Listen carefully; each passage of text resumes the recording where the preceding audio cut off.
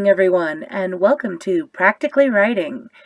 This is episode 4, in which we will be discussing choosing your genre.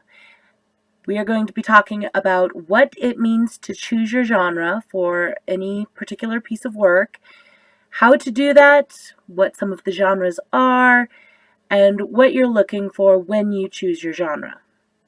First of all, what is the genre and why do we need to have a specific genre chosen for each book? The quick answer is genre is a category.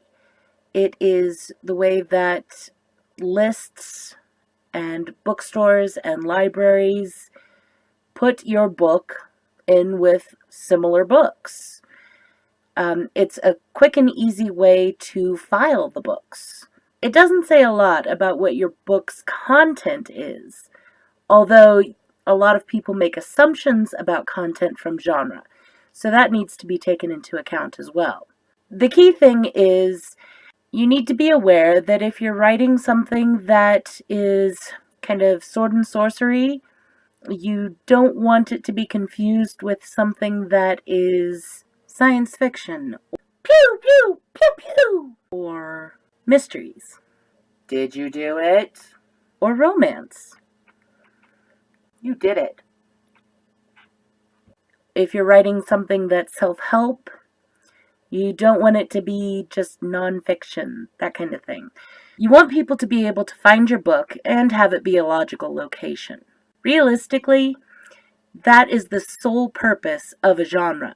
Lots of people put a little more emphasis on genre than that, but that seems to cause a lot of problems with trying to determine one's genre. Really, the best thing to do is keep it simple. People are going to have perceptions about your genre, regardless of what you make it. Now we're going to talk about some of the more common genre categories. There's crime and detective stories, which is essentially there is a crime, a detective solves the crime. Mystery also involves the solution of a crime, although it focuses more on the solving of the crime rather than the crime itself. Fantasy is anything in which there is something strange or otherworldly in terms of settings or characters. This differs from science fiction, which is based on the possibility of actual or potential science. Fairy tale stories are about fairies and other magical creatures. Mythology is often a historical type in a mythological setting, such as Greek or Norse. Horror is fiction that involves invoking a feeling of dread and fear. Mainstream fiction, or realistic fiction, is fiction that remains more or less true to life. Westerns are about the American Old West frontier. In nonfiction, you have biographies and autobiographies, things such as user's guides and owner's manuals, news or journalism, memoirs, which differ from biographies by focusing on a specific person, place, or object, and tends to read more like a novel. There's also reference books, self-help books, and textbooks. The difference between literary fiction and genre fiction is about the writing style. Literary fiction tends to address intellectual or abstract concepts, such as morals, values, purpose, while genre fiction tends to focus more on the story itself. This doesn't mean that genre fiction can't be applicable to abstract or intellectual philosophies.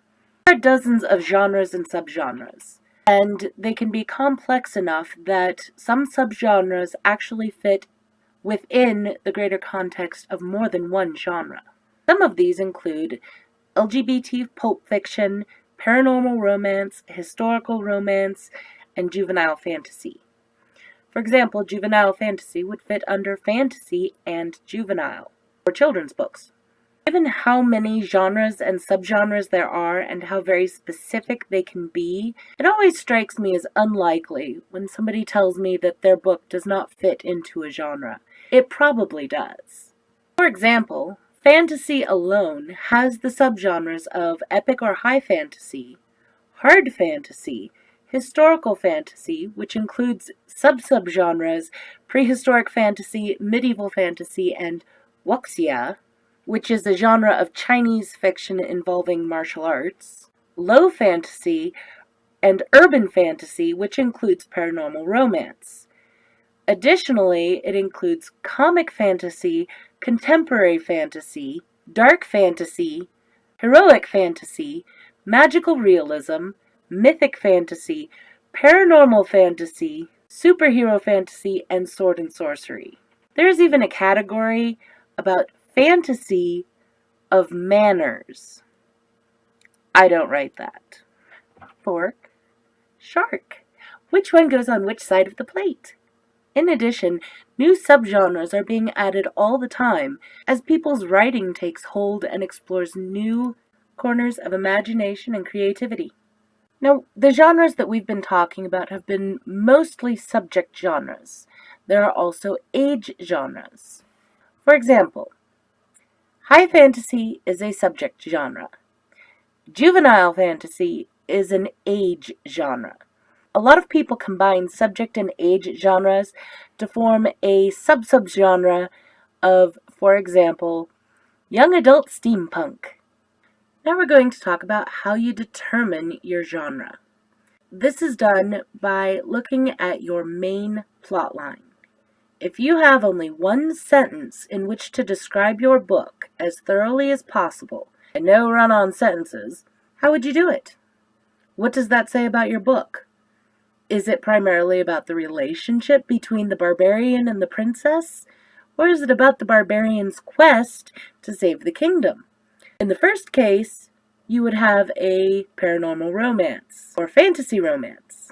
In the latter case, you would have an epic fantasy or sword and sorcery that just happens to have romance in it. This can be very difficult for authors to do.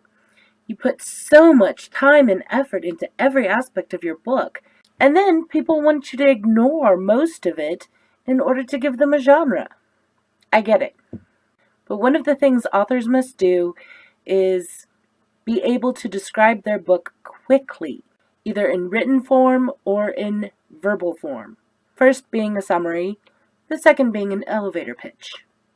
Of course, one thing to consider is that when you find the right genre for your book, you may not actually want to use it, simply because it's something that most people have never heard of. Therefore, people aren't going to be looking for it. And while you might think that that makes your book stand out as unique, it actually just hides you from the public eye. I have never walked into a Barnes & Noble and seen a great big old sign telling me where the wuxia stuff is. Just saying. Now you want to select between 1 and 3 genres and subgenres to list your book as. This is because a lot of book listing websites allow you to list 3 genres. This does help with some of their searches. But regardless of what you choose, you should have in mind which genre you are going to use primarily for your book. Again, this is simply to keep your book in a place where people who are looking for your kind of book are going to find your book. It's not a matter of proving that you're unique. It's not a matter of describing your entire story within your genre category. It's about listing your book where your readers will find it. So, if you've written about a barbarian and a princess, put it in sword and sorcery. That's where people who want to read your book are going to be looking for your book. When you go to choose your genre, what you should do is think of yourself as the reader, walking into a bookstore or a library.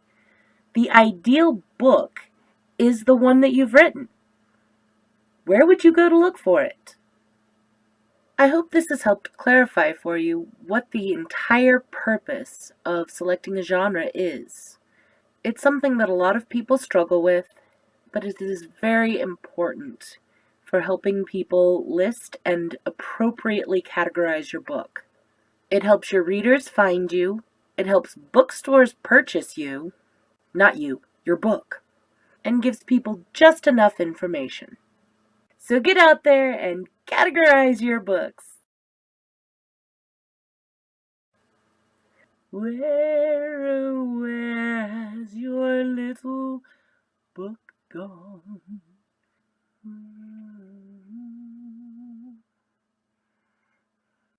Oh, where can it be? I have a young adult dystopian romance that has elements of steampunk and sword and sorcery and space opera. Fantasy, fantasy, and westerns, and memoir. I don't know what I wrote.